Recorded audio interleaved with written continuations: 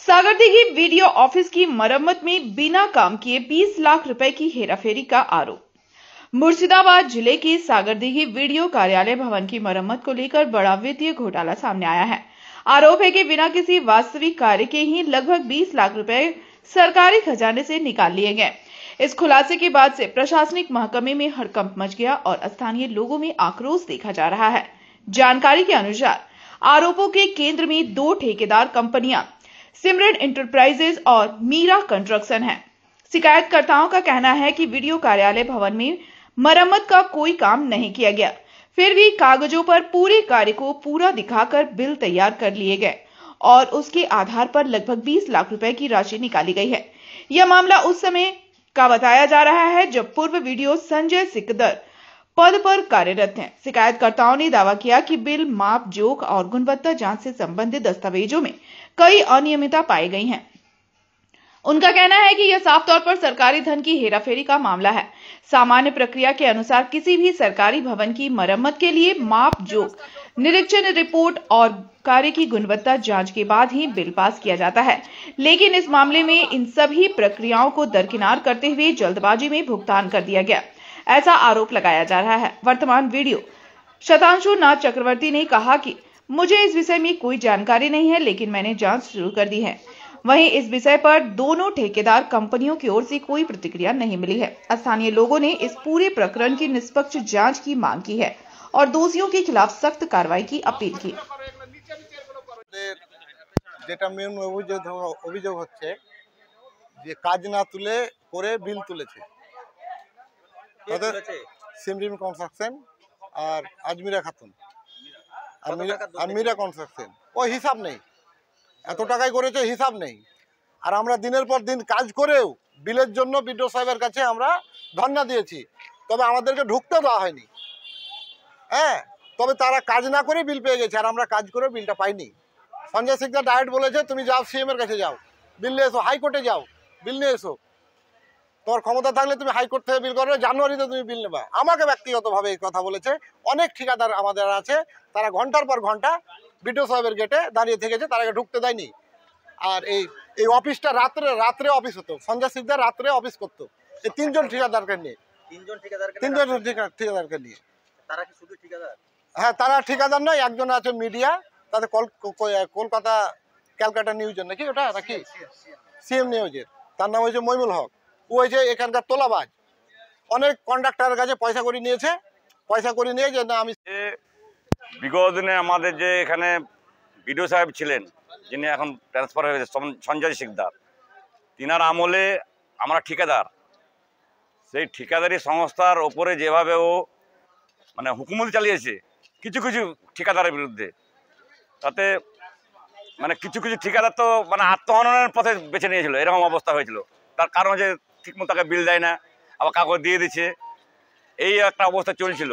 আবার কিছু ঠিকাদার এত প্রিয় করেছিল যে কাজ না করেই তাকে বিল তুলে দিয়েছে। হ্যাঁ, যেমন আমাদের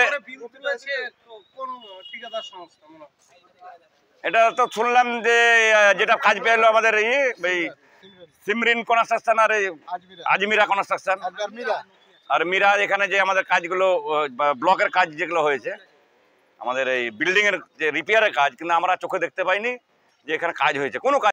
অভিযোগ করছেন তো এতদিন হয়ে গেল, ভিডিও চলে যাওয়ার পরে আপনারা দুর্নীতি নিয়ে অভিযোগ করছেন কেন? আগে করেননি কেন?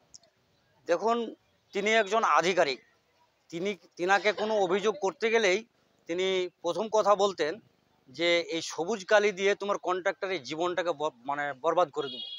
তো তিনার কলমের জোর ছিল, তো সেই মুহূর্তে আমরা অভিযোগ করেও পারিনি।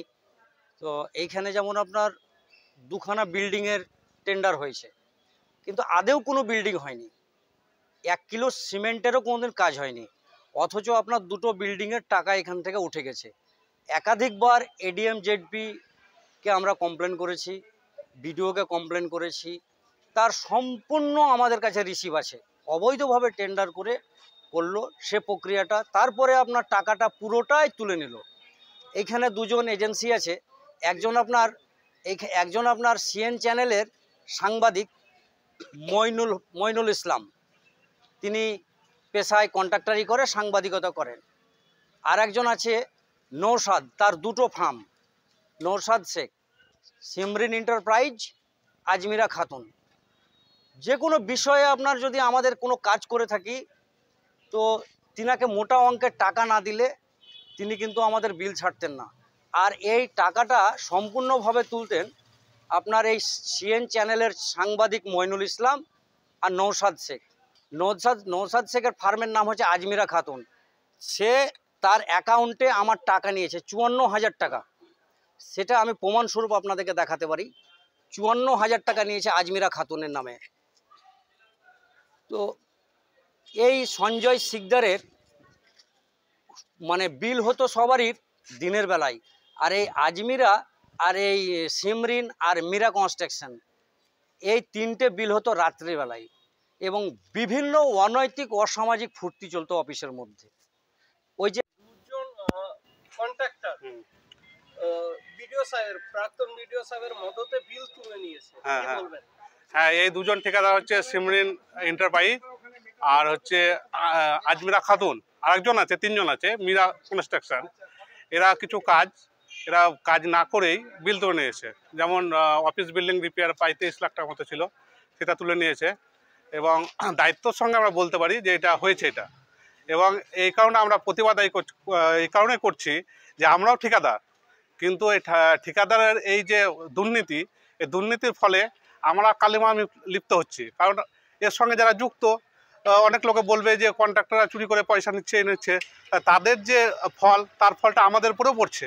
এর জন্য আমরা প্রতিবাদ করতে চাইছি। যেন বিগত দিনে এখানে কোনো প্রমাণ তো মানে যা আছে অফিসিয়ালি প্রমাণ, এবার মানে যে কোটা যা হয়েছে আপনার সবই দুর্নীতি।